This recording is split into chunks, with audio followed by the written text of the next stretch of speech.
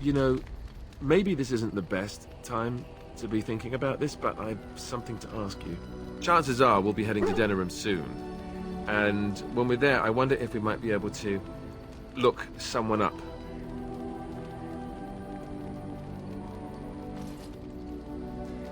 I'm not talking about a friend, exactly. And no, it's not that sort of friend either. The thing is, I have a sister, a half-sister. I told you about my mother, right? She was a servant at Redcliffe Castle and she had a daughter. Only, I never knew about her. I don't think she knew about me either. They kept my birth a secret after all. But, after I became a Grey Warden, I did some checking and, well, I found out she's still alive. In Denerim. She's the only real family I have left. The only family not also mixed up in the whole royal thing. I've just been thinking that maybe it's time I went to see her. With the Blight coming and everything, I don't know if I'll ever get another chance to see her. Maybe I can help her. Warn her about the danger, I don't know.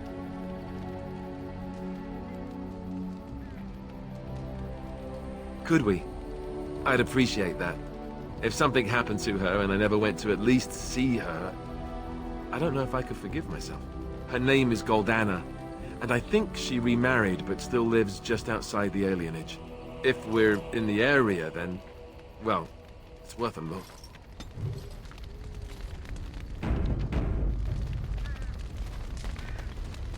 Here I am. Oh, this should be good. Go ahead. And why not? There are many things to enjoy about being a crow in Antiva. You are respected, you are feared, the authorities go out of their way to overlook your trespasses, even the rewards are nothing to turn your nose up at. As for the killing part, well, some people simply need assassinating. Or do you disagree?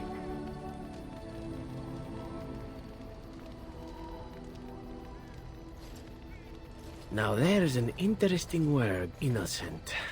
How many men do you know who can claim to be truly innocent? But if you're talking generalities, such as children and relatives and bystanders and such, never on purpose. But it happens. It's unfortunate, but death comes to us all. If not me, then some wasting disease, or a fall down the stairs, or at the hands of a darkspawn. It's all relative in the end.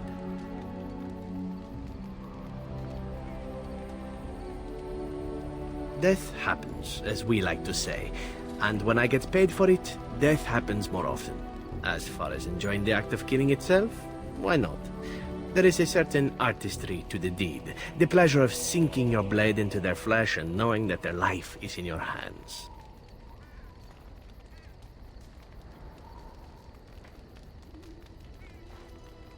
There are many things I did not enjoy about being a crow, of course. Having no choice, being treated as an expendable commodity, the rules, oh, so many rules. But simply being an assassin, I like it just fine. I will continue to do it if I can, even if I am not a crow. Honestly, could you picture me doing something else? Whereas I am content merely doing what I happen to be good at. It's a talent that not many come by honestly. I don't see why I need not pursue it. Of course, all these thoughts are moot. Chances are still good that you and I will perish, eaten by darkspawn or slain by the crows at some point. Very gruesomely, I imagine.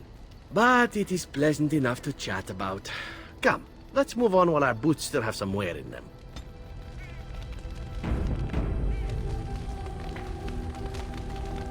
Something I can help with? Yes? What's on your mind?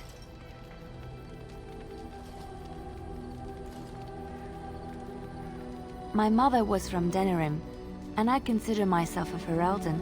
Mother served an Orlesian noblewoman who lived here when Orlais ruled.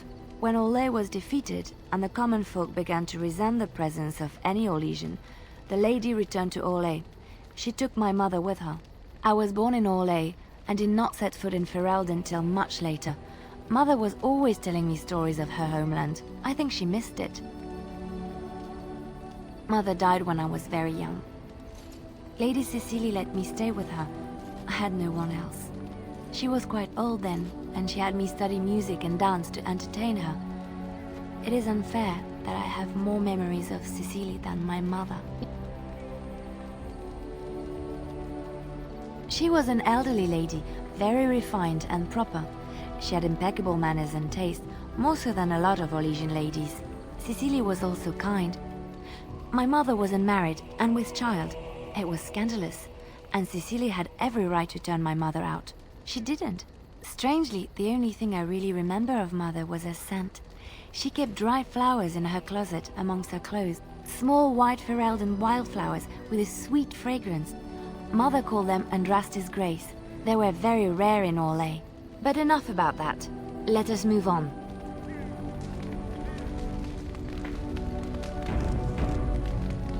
Something I can help with? Yes?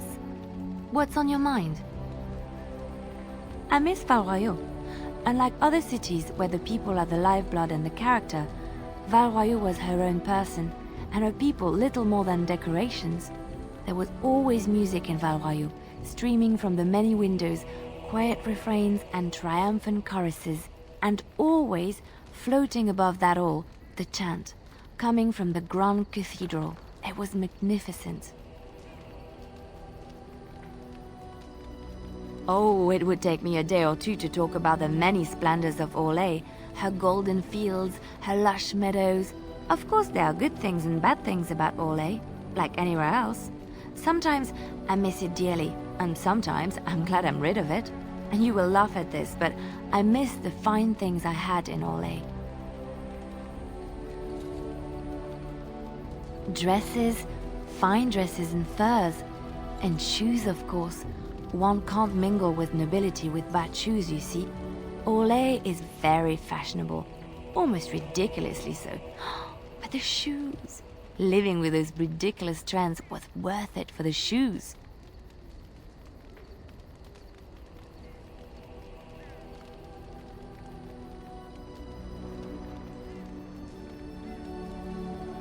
Well, they're shoes. They're pretty. Some of them anyway. When I left Orlais, the fashion was shoes with delicate tapered heels and embellishments in the front. A ribbon perhaps, or embroidery. In soft colors, of course. It was spring.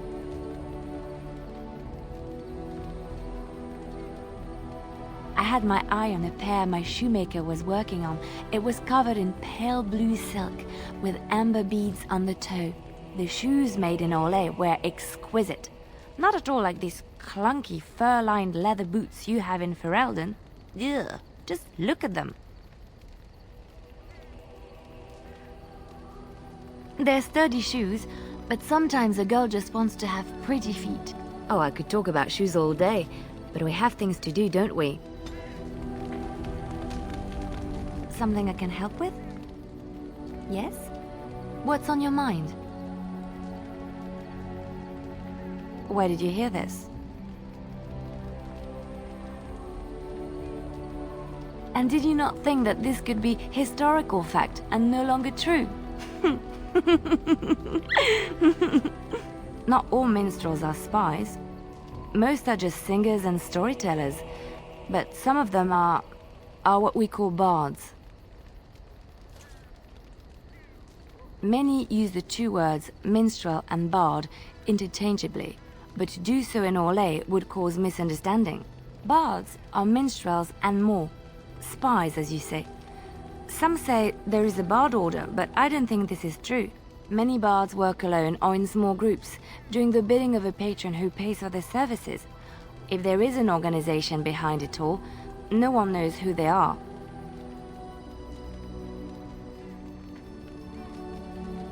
The Empress must have her own bards at her disposal, I suppose, but many are more self-serving.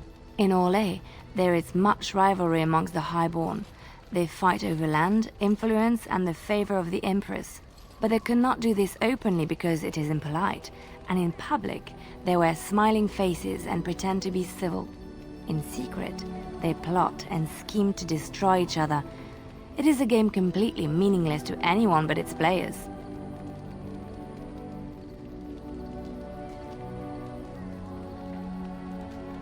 I have revealed too much, it seems. But it doesn't matter what I used to be. It is the past.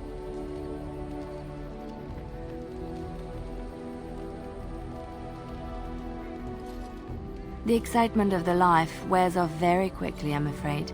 I found myself in Ferelden and sheltered from bad weather in the Chantry. And when the storm passed, I just did not want to leave. I like to see the Maker brought me here.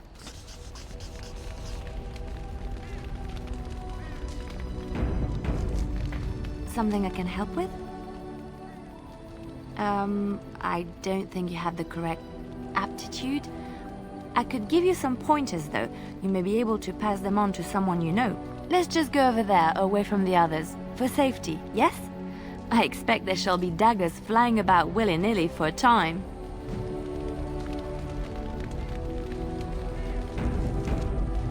Something I can help with? Yes? What's on your mind?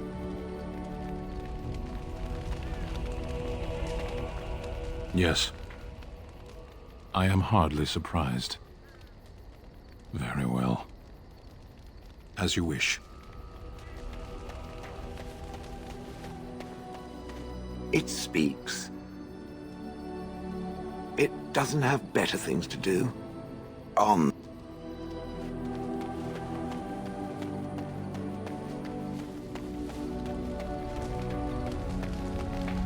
Yes? So, full of questions, are you? By others, do you mean yourself? Then I shall teach you what I can whenever we are in camp, provided you have the will to even make the attempt, that is.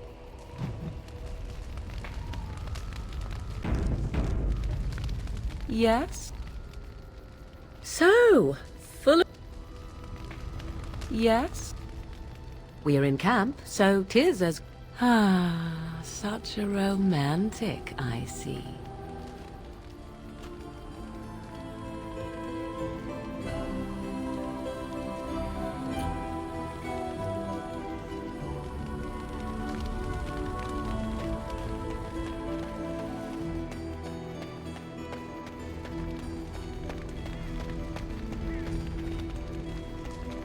Irving told me about how you became a Grey Warden, and that unpleasant incident that occurred prior to your departure from the Circle. None other. I respect the decision you made, and the way you handled it. And it did not seem to affect Duncan's desire to recruit you. But that aside, you're a Grey Warden now, and perhaps I presume too much by saying this, but the Circle is proud of you.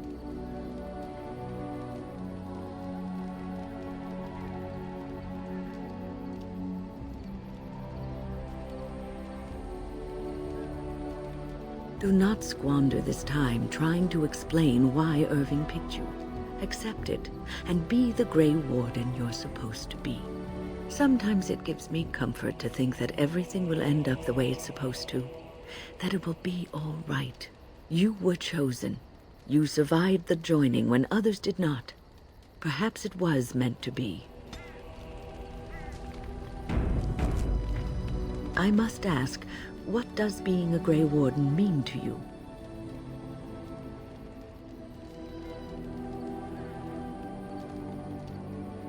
There's that, of course. But there's more to being a Grey Warden than killing Darkspawn and saving the world from the Blight. Ultimately, being a Grey Warden is about serving others. About serving all people, whether elves or dwarves or men.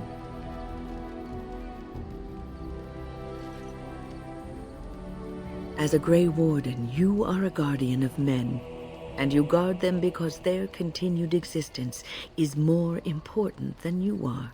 Thus it is you who serves, not they.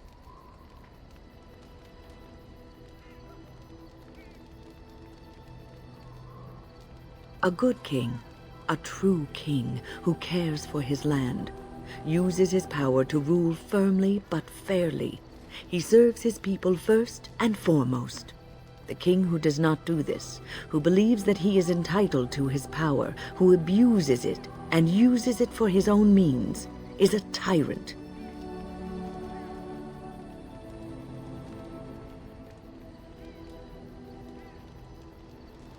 If you live apart from others, and your actions affect only you, then you may do as you wish.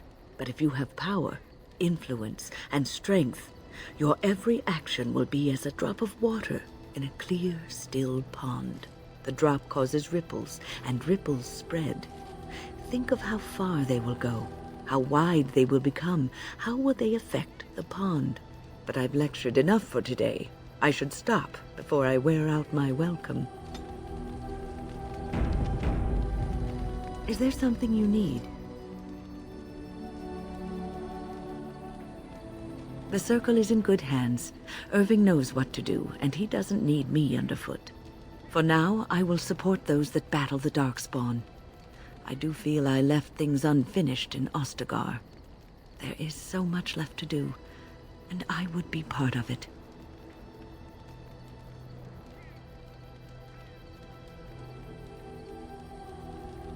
The Grey Wardens, all 2 of you, need all the help you can get.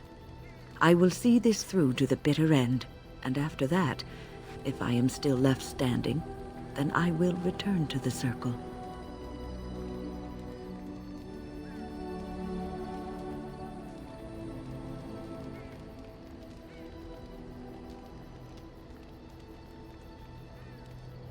Perhaps. Is there something you need? I will answer to the best of my ability. I was brought there by the Templars, just like many of the other apprentices. I don't remember very much. I was very young then.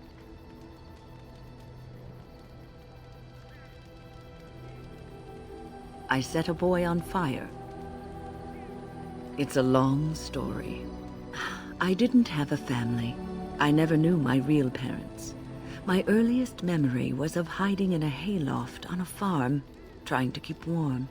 I was found, and the farmer's wife was kind enough not to send me away. But they had children of their own, and I was never made to feel welcome. The eldest son was the worst. He was always calling me a stray, and throwing anything he could get his hands on at me. And I don't know how it happened, but one day, he just found his hair on fire. Fortunately, there was a large trough nearby. He ran screaming, dripping head and all, to his mother. I was shut up in the barn with a bowl of water and a crust of hard bread. The Templars arrived several mornings later. One of them ignored me, but the other was kind to me. He gave me sweets, and even sat me on his shoulders once, when I wanted to look over a high wall that ran along the road. I'll never forget the moment the Templars led me into the entrance hall of the tower. I had never seen anything so grand in my life. I stopped being afraid then. I knew I was home.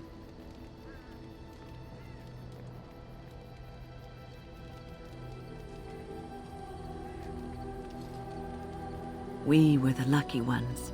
I learned very quickly that for every apprentice in the tower, there was probably one who never even lived to see the Templars come. No child, not even a mage child, is a match for an angry mob trying to place blame for a failed crop, a hard winter, a baby born dead.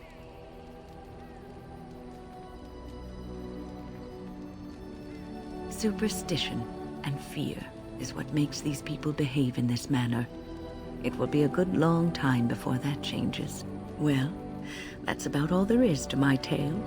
That's how I came to the Circle.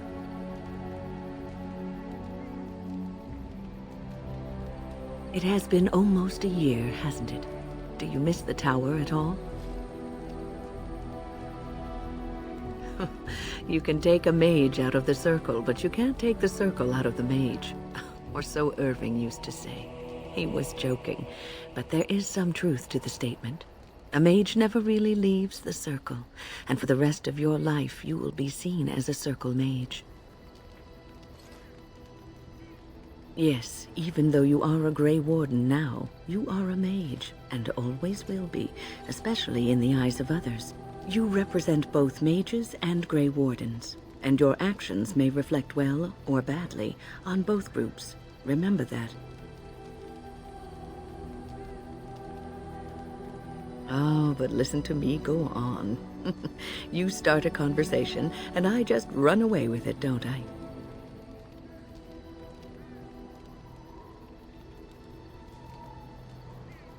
I've been mentoring apprentices for so long, it's become something I do unconsciously. I don't know if I could stop even if I wanted to. Is there something you need? I will answer to the best of my ability.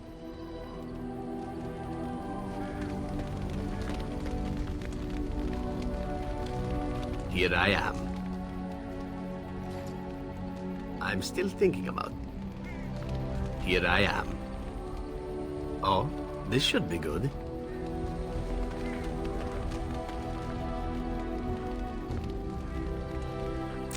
Look at what your fool dog placed in my pack. A putrid, half-eaten hare is not something a woman wants to find in her unmentionables.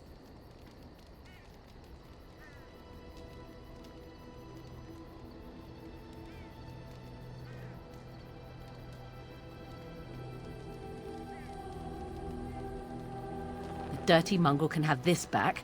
There. And tell him not to do it again.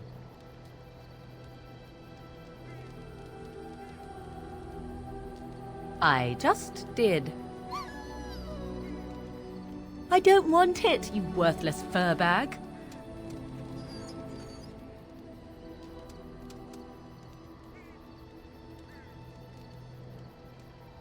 Oh, he's just trying to be manipulative, I can tell. I do it too.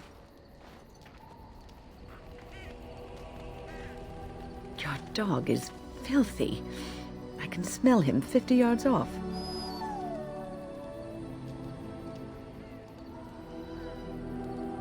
That may be so, but all the same, I would like your permission to bathe him.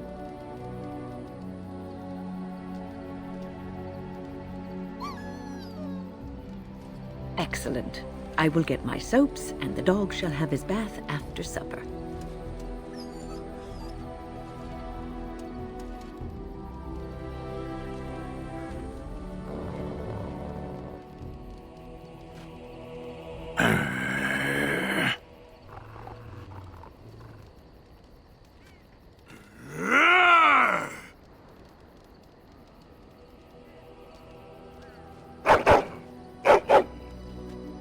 You are a true warrior and worthy of respect.